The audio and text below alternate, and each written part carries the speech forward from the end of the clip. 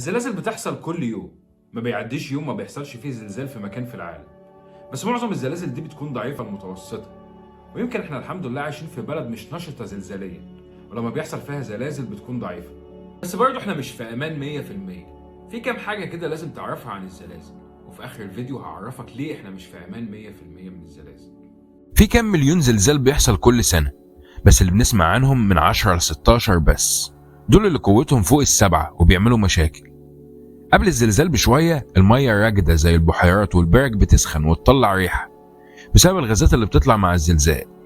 والطيور والحيوانات قبل الزلازل بيغيروا تصرفاتهم وبيهربوا لأماكن عالية، ويعتقد إنهم بيحسوا بيه قبل ما يحصل. الصخور اللي بتتحرك تحتنا دي عاملة زي الاستيك ده، لما شده انا كده اديته طاقة وضع.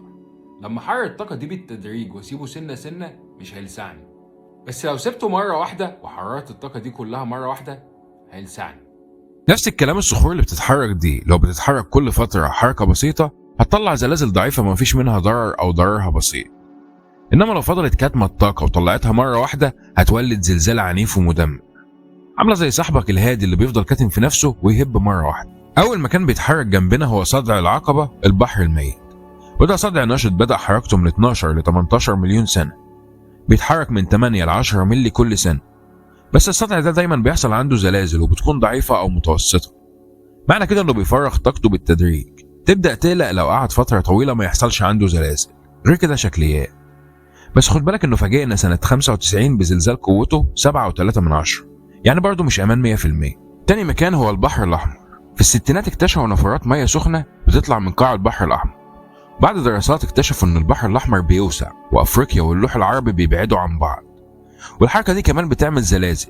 غالبيتها بيكون من 3 ل 5 درجة، متوسطة يعني، بس غالبيتها بتكون في الجنوب من عند أثيوبيا، وقليل لما تحصل في مصر ونحس بيها. المكان الثالث هو البحر المتوسط.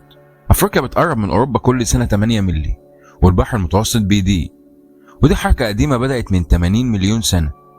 والبحر المتوسط بينزل تحت أوروبا في مكان اسمه هيلينيك آرك في اليونان، والحركة دي قادرة إنها تولد زلازل عنيفة تأثر على كل الدول اللي بتطل على البحر المتوسط. ومش بس زلازل، دي تقدر كمان تعمل تسونامي وتغرق مدن ساحلية كتير زي اسكندرية مثلا. وحصلت قبل كده مرتين بسبب نفس الحركة، سنة 365 وسنة 1303 ميلادي. سواحل مصر ضربها تسونامي بسبب زلزال في البحر المتوسط. الثلاث حركات دول يقدروا يسببوا مشاكل كتير. صحيح مصر بلد مش نشطة زلزاليا زي اليابان مثلا، بس خطر الزلازل مش بعيد عننا 100%. ولو طلعت بمعلومة واحدة جديدة أنا هكون مبسوط، وما تنساش دول.